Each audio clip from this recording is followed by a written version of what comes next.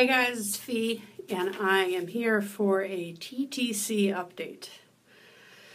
I have been meaning to do this vlog for probably about a week, and I kept slacking off or procrastinating or, waiting for a little bit more information, making sure of things, and so on and so on. But I'm here. So, last I left you, our third attempt at IVF failed. It was ruled implantation failure, and we were out of frozen embryos. So the question was, what's next? And at the time when I made that last vlog, I honestly didn't have an answer. I did not know. But I knew I wouldn't be in that state for very long, because I don't do well with doing nothing, if that makes sense. Or I don't do well with not knowing what's next, even if the next step is to say, okay, we're done. I always I want to know what's next. So normally when I'm put in a situation like that, what happens quite literally is I will wake up one morning and say, okay, I'm going to do this. And that's what happens.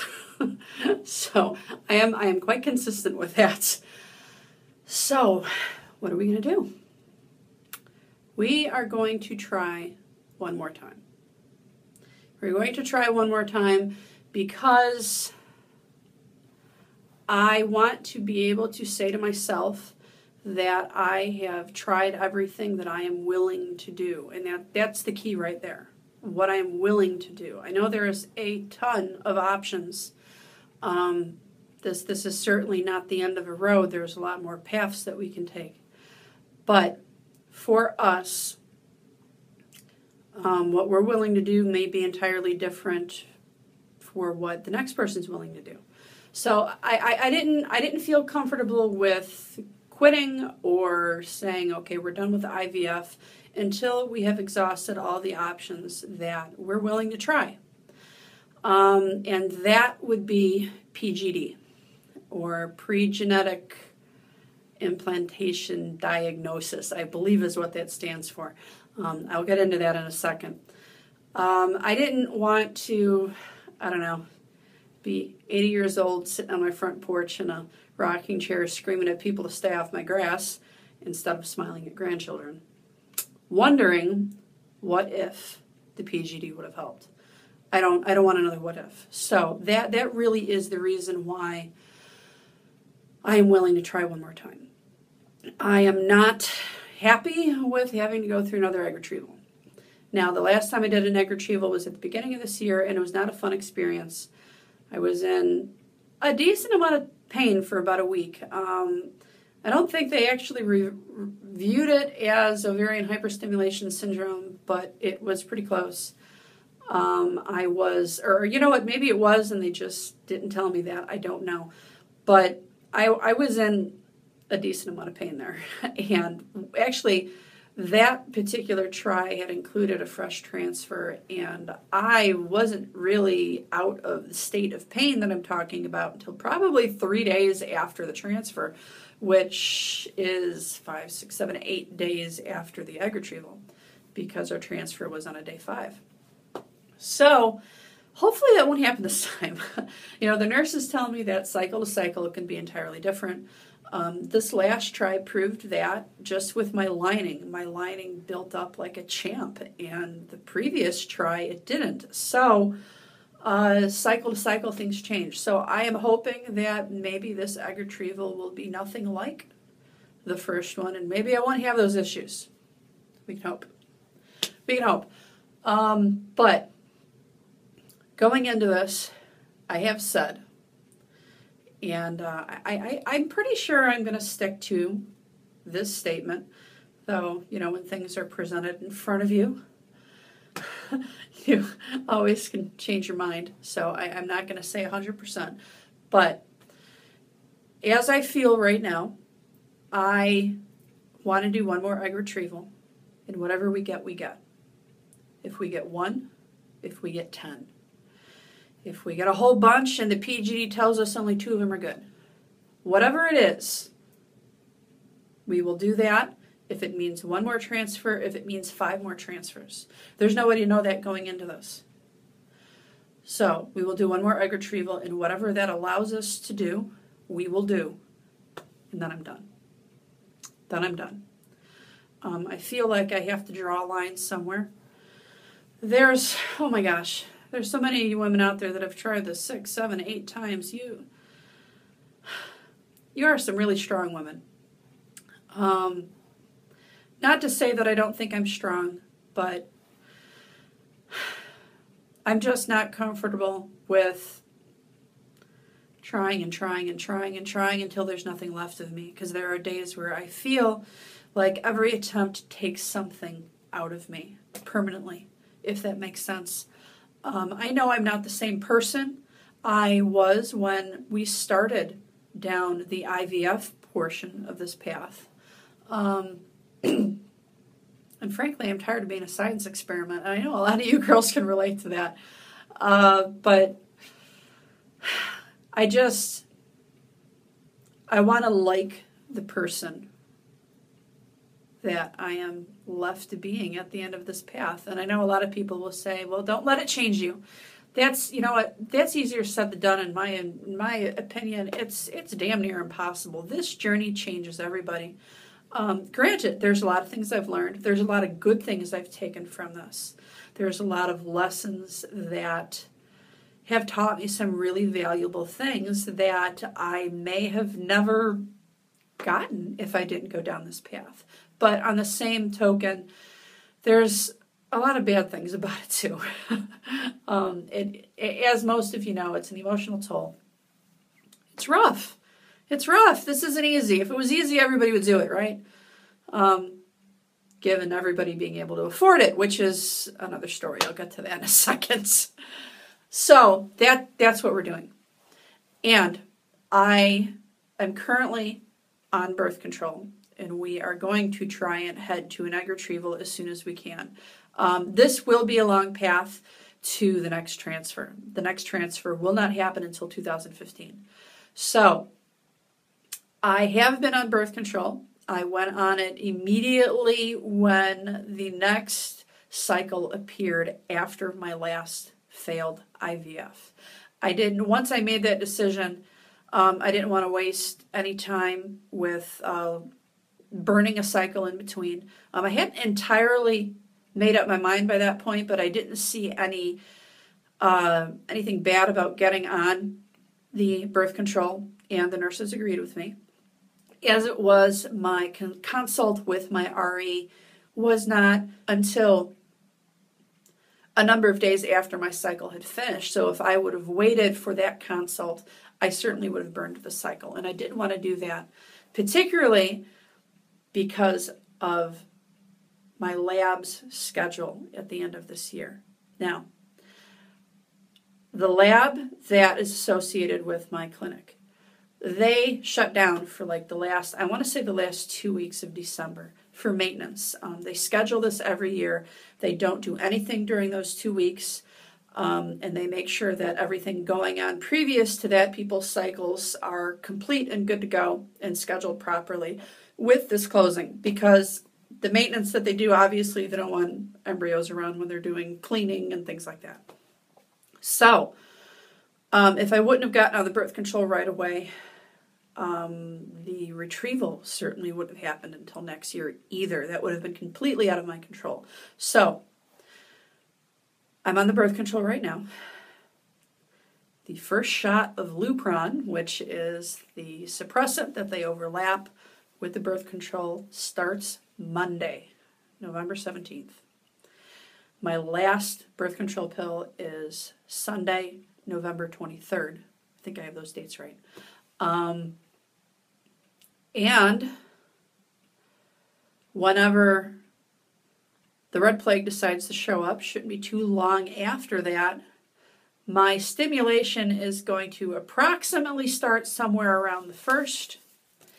And I'm going to look at my paperwork I have right here. They're approximating my egg retrieval to be December 12th. So we are cutting it close with the closing of the lab, but they have guaranteed me numerous times that this will work and everything will fit in properly. At that point,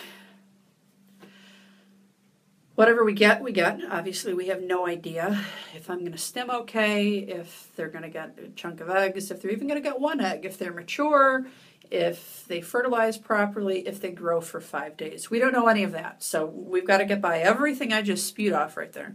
And once we have embryos that are at day 5 of growth, that is when they do the PGD testing. They literally biopsy one cell out of each embryo and send it off to a different lab for chromosomal testing. At that point, all of the embryos go into a freeze because it takes a little while for that test to come back, and just because of the timing of it, they all have to go into a freeze. They can't just sit there waiting. You would lose them by that point. So there's no fresh transfer with PGD. It's automatically an FET, a frozen embryo transfer. So whenever those tests come back, they will literally tell you which embryos are chromosomally okay and which ones are not. There's a risk that all of them could be bad. That's one hell of a gamble. It's a scary gamble. But we're going to hope that we've got some good ones to work with. And at that point, we will start on a frozen embryo transfer in January of 2015 with whatever we've got. Hopefully we have more than 2 to work with. That would be wonderful. If not, then it will only be 1 transfer. Also, there's no control over how many embryos get to day 5 of growth in the first place. Now, typically it's left up to us if we go ahead with the PGD in the first place. Now, the reason why I say that is because the PGD is quite expensive, and it's very rare to get your insurance to cover it. It can happen. You can get the insurance to cover it, but it takes some serious fighting. It takes an awesome insurance plan, and it takes proving chromosomal necessity. And sometimes the insurances will cover it, but most of the time they don't. So it's quite pricey, and the clinics generally leave it up to the person who's paying if you want to go ahead with it. Now, the reason why I say that is once you get to day 5 of growth, you don't know how many you're left with that point. If you've got 1 or 2 or 3, chances are it's unfortunately not worth it to test those guys. Just put them in and hope for the best. But if you have more than that to work with, then normally you would go ahead with the PGD and say, okay, which ones should I put in? It's essentially what it comes down to. So that's what we're doing. That is what we're doing. I am in the middle of paying the pharmacy. My meds should be in my hands on Friday, which is a good thing because the loop run starts on Monday. But thankfully, I do have a couple of things left over from the last egg retrieval. The expiration dates are still good, so that's going to save us a little bit of money. I'm also in the middle of paying my clinic because I do have great insurance, but it certainly doesn't cover it at 100%. So a chunk of change I had to pay them. That was done today. And as it turns out, the PGD, because it's done by a different lab, that's an entirely different bill. It's interesting. I don't want to say I was misinformed, but I think I misread things. I was expecting, I'll just throw the numbers out here. I was expecting $1,200 for the PGD. I've heard people say that number a lot. And really what that is that's the fee to biopsy the one cell out of each one. For my clinic, it's up to 8 embryos, and that's the $1,200. Whether you have 4, whether you have 8, it is the same dollar amount. If you have more than 8, it's an extra $75, which is kind of an odd amount if you ask me, per extra embryo, so to speak. But that's just to biopsy the one cell and send it off. That's not for the actual testing. The actual testing is done by a different lab. I believe there's only a handful of them nationwide. Thankfully, there is one in my area, so it's a quick ship, but it's a special shipping that you have to pay for. It's like $400 just to ship the stuff, to ship the little cells over to the lab. And then at that point, you're dealing with whatever the lab charges you. Now, I don't have the exact numbers because this particular lab, and I found this surprising, requires a genetic consultation phone call that I had to call last week and schedule up because they're 2 weeks out. So I won't actually talk to these people until November 20th. And it's like an hour long, 45-minute to an hour-long phone call. And I personally am trying to figure out what in the heck they could possibly need to talk to us for that long about. I'm sure they want to make sure you know what's going on. Supposedly they do try and work with your insurance, but they warn you right off the bat that most of the time it's very hard to get it covered. And I'm sure, of course, they probably want payments. But past that, I'm not quite sure what could fill up 45 minutes to an hour. If it's anything special to be noted, I will certainly do a vlog on it because I'm pretty surprised. They also have a pretty decent sized form we have to fill out that has to do with family history, which I also found surprising because most of what's on it is very similar to what I had to fill out for my RE's office in the first place at the beginning of this year. So I thought it was interesting that they could just get the information they needed from my doctor. But that's all I know. That's all I know.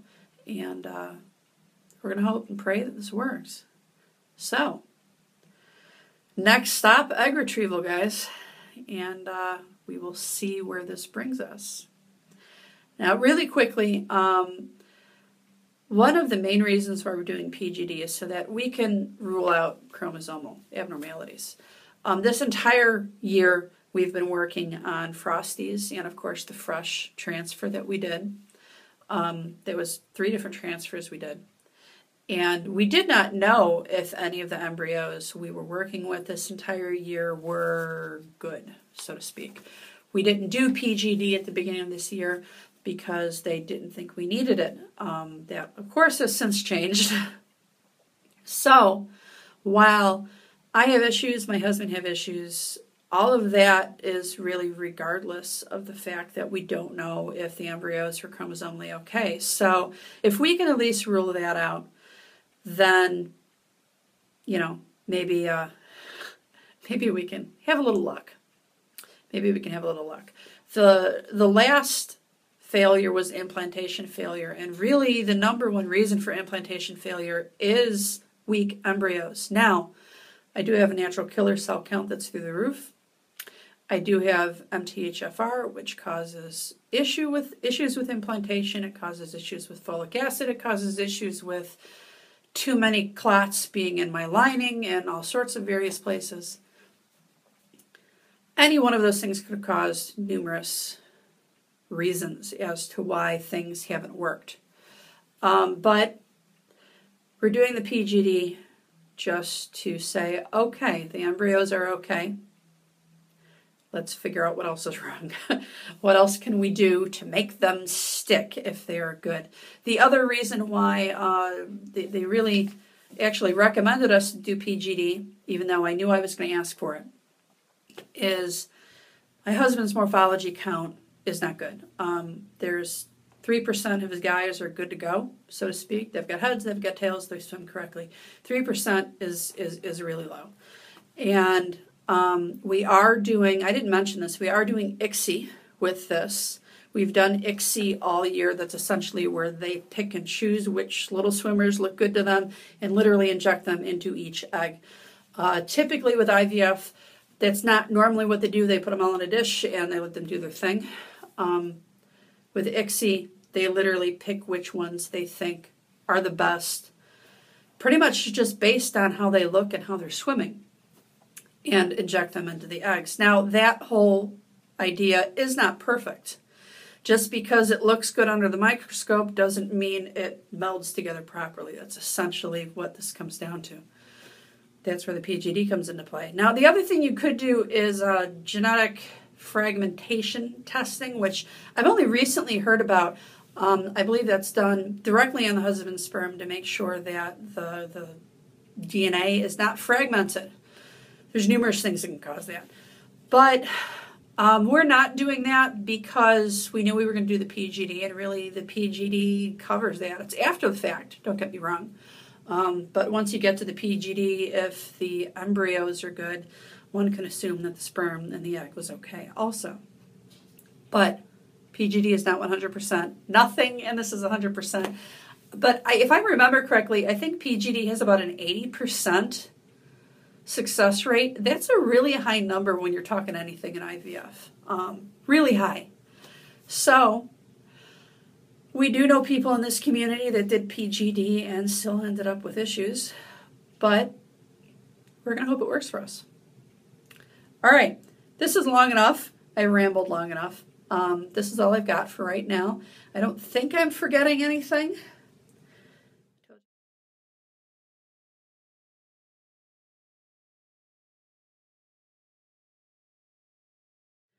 Told you what we're doing, when we're doing it, what the heck I'm thinking. So the next time I'll update concerning this is probably when I start stimming or when I talk to the PGD lab with this genetic consultation that I have no idea what to expect. So next time I have something to tell you, I will let you know. Thank you guys so much for all of your comments, your support, your love, your prayers, your thoughts. I appreciate all of it. Your comments to those last 2 TTC vlogs I did were just amazing, and I appreciate every last one of you. Really, I do. All right. Enough of that sappy stuff. I will talk to you guys later. See ya.